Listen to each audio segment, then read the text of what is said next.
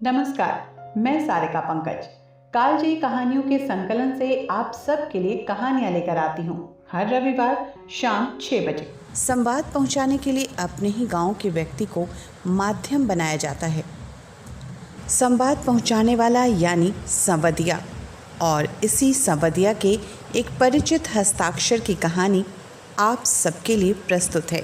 संवदिया। हरगोविंद को अचरज हुआ, तो आज भी किसी को संवदिया की ज़रूरत पड़ सकती है क्या इस ज़माने में, जबकि गांव-गांव में डाकघर खुल गए हैं। संवदिया के मार्फत से संवाद क्यों भेजेगा भला कोई? आज तो आदमी घर बैठे ही लंका तक खबर भेज सकता है और वहाँ का कुशल संवाद मंगवा भी सकता है। फिर उसकी बुलाहट क्यों हुई होगी? हरगोविंद बड़ी हवेली की टूटी ड्योढ़ी पर अंदर गया।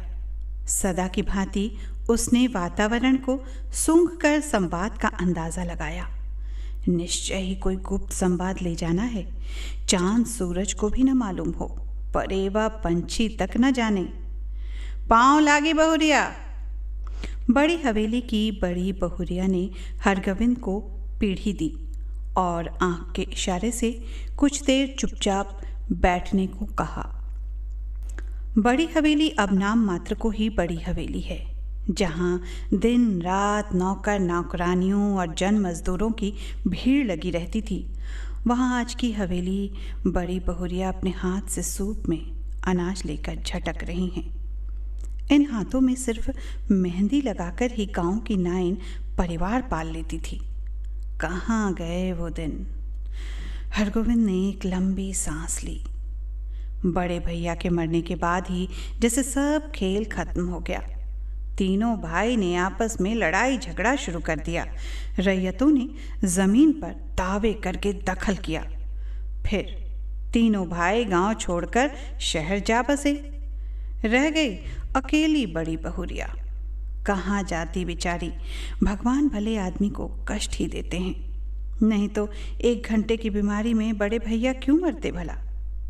बड़ी बहुरिया की देह में जेवर खींच खींच कर बंटवारे की जो लीला हुई, हरगोविंद ने सब देखा है अपनी आंखों से। द्रौपदी चीरहरण लीला। बनारसी साड़ी को 3 टुकड़े करके बंटवारा किया था निर्दयी भाइयों ने। बेचारी बड़ी बहुरिया। गांव की मुदियाइन बूढ़ी न जाने कब से आंगन में बैठकर बड़बड़ा रही थी।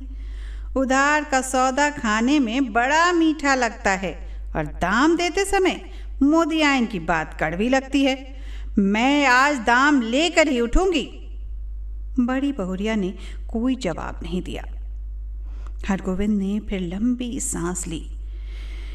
जब तक ये मुदियाइन आंगन में से नहीं टलती, बड़ी बहुरिया हरगोविंद से कुछ न बोलेगी। वह अब चुप नहीं रह सका। मुदियाइन काकी, बाकी बकाया वसूलने का यह काबुली कायदा तुमने खूब सीखा है। काबुली कायदा? सुनते ही मुदियाइन तमक कर खड़ी हो गई। चुप रह मुझों से निमोचिए। क्या करूं काकी, भगवान ने मूछ दाढ़ी दी नहीं, न काबुली आगा साहब की तरह गुलजार दाढ़ी। फिर काबुल का नाम लिया तो जीभ पकड़ के खींच लूंगी। हरगोविंद ने जीभ बाहर निकाल कर दिखलाई, अर्थात खींच ले। 5 साल पहले गुल मोहम्मद आगा उधार कपड़ा लगाने के लिए गांव आता था और मुदियाइन के उसारे पर दुकान लगा कर बैठता था। आगा कपड़ा देते समय बहुत मीठा बोलता था और वसूली के समय जोर जुल्म का 1 का 2 वसूलता। एक बार कई उधार लेने वालों ने मिलकर काबुली की ऐसी मरम्मत कर दी कि फिर लौटकर गांव नहीं आया। लेकिन इसके बाद की दुखनी मुदियाइन दुखनी मुदियाइन लाल मुदियाइन हो गई। काबुली क्या, काबुली बादाम के नाम से भी चढ़ने लगी मुदियाइन। गांव के नाचने वालों ने नाम में काबुली का स्वांग किया था। तुम हमारा मुल्क जाएंगा मुदियाइन, हम काबुली बादाम पिस्ता अखरोट खिलाएंगा। मुदियाइन बड़बड़ाती गाली देती हुई चली गई तो बड़ी बहुरिया ने हरगोविंद से कहा, हरगोविंद भाई, तुमको एक संवाद ले जाना है आज ही। बोलो, जाओगे ना? कहाँ? मेरी माँ के पास। हरगोविंद बड़ी बहुरिया की छलछलाई हुई आंखों में डूब गया। कहिए, क्या संवाद है? संवाद सुनाते समय बड़ी बहुरिया सिसकियां लेने लगी। हरगोविंद की आंखें भी भर आईं। बड़ी हवेली की लक्ष्मी को पहली बार इस तरह से सकते देखा है हरगोविंद ने। वह बोला, बड़ी बहुरिया, दिल को कड़ा कीजिए। और कितना कड़ा करूं दिल? माँ से कहना, मैं भाई भाभीओं की नौकरी करके पेट पालूंगी, बच्चों के जूठन खाकर एक खूने में पड़ी रहूंगी, लेकिन यहाँ अब नहीं रह सकूंगी। यहाँ कहना, यदि माँ मुझे यहाँ से नहीं ले जाएगी तो मैं किसी दिन गले में घड़ा बांधकर पोखरे में डूब मरूंगी। बथुआ साग खाकर कब तक जीऊं? किस लिए जीऊं? किसके लिए जीऊं? हरगोविंद का रोम रोम कलपने लगा। देवर देवरानियां भी कितने बेदर्द हैं। ठीक अगहनी धान के समय बाल बच्चों को लेकर शहर से आएंगे। 10-15 दिनों में कर्ज उधार की ढेरी लगाकर वापस जाते समय 2-2 मन के हिसाब से चावल चूड़ा ले जाएंगे। फिर आम के मौसम में आकर हाजिर, कच्चा पक्का आम तोड़कर बोरियों में बंद करके चले जाएंगे। फिर उलटकर कभी नहीं देखते। राक्षस हैं सब। बड़ी बहुरिया आँच के खूंट से 5 रुपए का एक गंदा नोट निकाल कर बोली, पूरा राह खर्च भी नहीं जुटा सकी। आने का खर्च माँ से मांग लेना। उम्मीद है भैया तुम्हारे साथ ही आवेंगे। हरगोविंद बोला, बड़ी बहुरिया, राह खर्च की ज़रूरत नहीं, मैं इंतज़ाम कर लूँगा। तुम कहाँ से इंतज़ाम करोगे? मैं आज 10 बजे की गाड़ी से ही जा रहा हूँ। बड़ी बहुरिया हाथ में नोट लेकर चुपचाप भाव शून्य दृष्टि से हरगोविंद को देखती रही। हरगोविंद हवेली के बाहर आ गया। उसने सुना बड़ी बहुरिया कह रही थी, मैं तुम्हारी राह देख रही हूँ। संवदिया अर्थात संवाद वाहक। हरगोविंद संवदिया। संवाद पहुंचाने का काम सभी नहीं कर सकते। आदमी भगवान के घर से ही संवदिया बनकर आता है। संवाद के प्रत्येक शब्द को याद रखना, जिस सुर और स्वर में संवाद सुनाया गया है ठीक उसी ढंग से जाकर सुनाना सहज काम नहीं। गांव के लोगों की गलत धारणा है कि निठल्ला, कामचोर और पेटू आदमी ही संवदिया का काम करता है। न आगे नाथ न पाछे पघा। बिना मजदूरी लिए ही जो गांव गांव संवाद पहुंचाए उसको और क्या कहेंगे? औरतों का गुलाम। जरा सी मीठी बोली सुनकर ही नशे में आ जाए, ऐसे मर्द को भी भला मर्द कहेंगे? किंतु गांव में कौन ऐसा है जिसके घर की माँ बहू बेटी का संवाद हरगोविंद ने नहीं पहुंचाया है? लेकिन ऐसा संवाद पहली बार ले जा रहा है वो। गाड़ी पर सवार होते ही हरगोविंद को पुराने दिनों और संवादों की याद आने लगी। एक करुण गीत की भूली हुई कड़ी फिर उसके कानों के पास गूंजने लगी। पैया पड़ूं दाढ़ी धरूं हमरो संवाद, ले जाहू रे संवदिया। बड़ी बहुरिया के संवाद का प्रत्येक शब्द उसके मन में कांटे की तरह चुभ रहा है। किसके भरोसे यहाँ रहूंगी? एक नौकर था, वह भी कल भाग गया। गाय खूंटे से बंधी भूखी प्यासी हिकर रही है। मैं किसके लिए इतना दुख झेलूं? हरगोविंद ने अपने पास बैठे हुए एक यात्री से पूछा, क्यों भाई साहब, थाना बिहपुर में सभी गाड़ियां रुकती हैं या नहीं? यात्री ने मानो कुड़ कर कहा, थाना बिहपुर में सभी गाड़ियां रुकती हैं। हरगोविंद ने भांप लिया कि आदमी चिड़चिड़े स्वभाव का है, इससे कोई बातचीत नहीं जमने वाली। वह फिर बड़ी बहुरिया के संवाद को मन ही मन दोहराने लगा।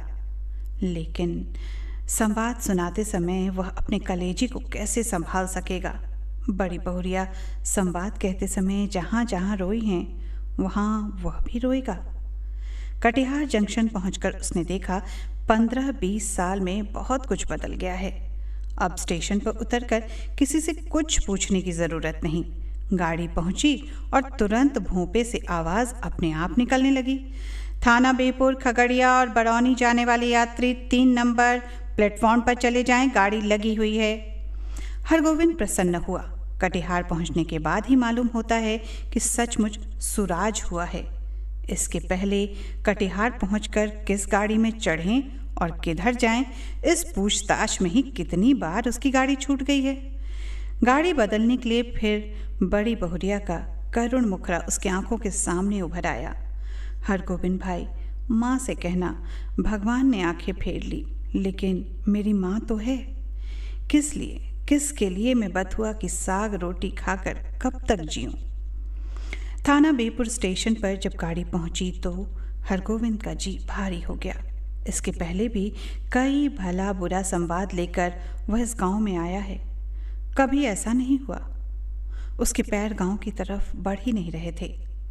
इसी पगडंडी से बड़ी बहुरिया अपने मैके लौट जाएगी, गांव छोड़कर चली आवेगी, फिर कभी नहीं जाएगी।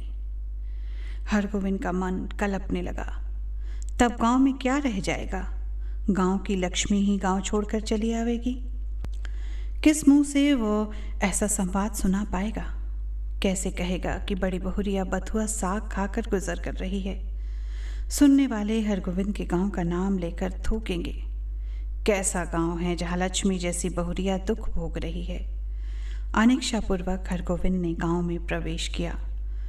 हरगोविंद को देखते ही गांव के लोगों ने पहचान लिया।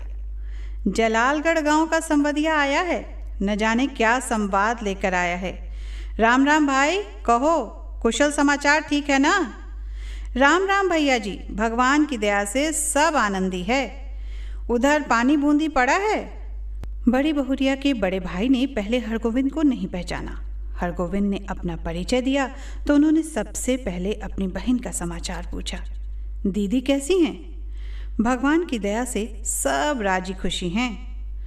मुंह हाथ धोने के बाद हरगोविंद की बुलाहट आंगन में हुई। अब हरगोविंद कांपने लगा, उसका कलेजा धड़कने लगा। ऐसा तो कभी नहीं हुआ। बड़ी बहुरिया की छलछलाई हुई आंखें, सिसकियों से भरा हुआ संवाद। उसने बड़ी बहुरिया की बूढ़ी माता को पांव लागी की। बूढ़ी माता ने पूछा, कहो बेटा, क्या समाचार है? माया जी, आपके आशीर्वाद से सब ठीक है। कोई संवाद? हाँ, संवाद? जी, संवाद तो कोई नहीं। मैं कल सिसिरिया गांव आया था तो सोचा कि एक बार चलकर आप लोगों का दर्शन कर लूं। बूढ़ी माता हरगोविंद की बात सुनकर कुछ उदास सी हो गई। तो तुम कोई संवाद लेकर नहीं आए हो? जी नहीं, कोई संवाद नहीं। ऐसे बड़ी बहुरिया ने कहा है कि यदि छुट्टी हो तो दशहरा के समय गंगा जी के मेले में आकर माँ से भेंट मुलाकात करके जाऊंगी। बूढ़ी माता चुप रही। हरगोविंद बोला, छुट्टी कैसे मिले? सारी गृहस्थी बड़ी बहुरिया के ऊपर ही तो है। बूढ़ी माता बोली, मैं तो बबुआ से कह रही थी कि जाकर दीदी को लिवा लाओ, यहीं रहेगी। जमीन जायदाद तो सब चली ही गई। तीनों देवर अब शहर में जाकर बस गए हैं। कोई खोज खबर भी नहीं लेते। मेरी बेटी अकेली रह गई है। नहीं माए जी, जमीन जायदाद अभी भी कुछ कम नहीं, जो है वही बहुत है। टूट भी गई है तो आखिर बड़ी हवेली ही है, मगर बड़ी बहुरिया का तो सारा गांव ही परिवार है। हमारे गांव की लक्ष्मी है बड़ी बहुरिया। गांव की लक्ष्मी गांव को छोड़कर शहर कैसे जाएगी? यूँ देवर लोग तो हर बार आकर ले जाने की जिद करते ही रहते हैं। बूढ़ी माता ने अपने हाथ से हरगोविंद को जलपान लाकर दिया। पहले थोड़ा जलपान कर लो बबुआ। जलपान करते समय हरगोविंद को लगा बड़ी बहुरिया दालान पर बैठी उसकी राह देख रही है, भूखी प्यासी। रात में भोजन करते समय भी बड़ी बहुरिया मानो सामने आकर बैठ गई। कर्ज उधार अब कोई देते नहीं, एक पेट तो कुत्ता भी पालता है, लेकिन मैं माँ से कहना। हरगोविंद ने थाली की ओर देखा। भात, दाल, 3 किस्म की भाजी, घी, पापड़, अचार। बड़ी बहुरिया बथुआ साग उबाल कर खा रही होगी। बूढ़ी माता ने कहा, क्यों बबुआ, खाते क्यों नहीं? माया जी, पेट भर जलपान जो कर लिया है। अरे जवान आदमी तो 5 बार जलपान करके भी 1 थाल भात खाता है। हरगोविंद ने कुछ नहीं खाया, खाया नहीं गया। संवदिया डट कर खाता है और अफर कर सोता है, किंतु हरगोविंद को नींद नहीं आ रही है। यह उसने क्या किया, क्या कर दिया उसने? वह किस लिए आया था? वह झूठ क्यों बोला? नहीं, सुबह उठते ही वो बूढ़ी माता को बड़ी बहुरिया का सही संवाद सुना देगा, अक्षर अक्षर। माए जी, आपकी इकलौती बेटी बहुत कष्ट में है। आज ही किसी को भेजकर बुलवा लीजिए, नहीं तो वो सचमुच कुछ कर बैठेगी। आखिर किसके लिए वो इतना सहेगी? बड़ी बहुरिया ने कहा है कि भाभी के बच्चों के जूठन खाकर भी वो एक कोने में पड़ी रहेगी। रात भर हरगोविंद को नींद नहीं आई। आंखों के सामने बड़ी बहुरिया बैठी रही, सिसकती, आंसू पोंछती हुई। सुबह उठकर उसने दिल को कड़ा किया। वह संवदिया है, उसका काम है सही सही संवाद पहुंचाना। वह बड़ी बहुरिया का संवाद सुनाने के लिए बूढ़ी माता के पास जा बैठा। बूढ़ी माता ने पूछा, क्या हुआ बबुआ, कुछ कहोगे? माए जी, मुझे इसी गाड़ी से वापस जाना होगा, कई दिन हो गए। अरे, इतनी जल्दी क्या है? एक आध दिन रहकर मेहमानी कर लो। नहीं माए जी, इस बार आज्ञा दीजिए। दशहरे में मैं भी बड़ी बहुरिया के साथ आऊँगा, तब डट कर 15 दिनों तक मेहमानी करूँगा। बूढ़ी माता बोली, ऐसी जल्दी थी तो आए ही क्यों? सोचा था बिटिया के लिए दही चूड़ा भेजूंगी, सो दही तो नहीं हो सकेगा आज। थोड़ा चूड़ा है बासमती धान का, लेते जाओ। चूड़ा की पोटली बगल में लेकर हरगोविंद आंगन से निकला तो बड़ी बहुरिया के बड़े भाई ने पूछा, क्यों भाई, राह खर्च है तो? हरगोविंद बोला, भैया जी, आपकी दुआ से किसी बात की कोई कमी नहीं। स्टेशन पर पहुंचकर हरगोविंद ने हिसाब लगाया।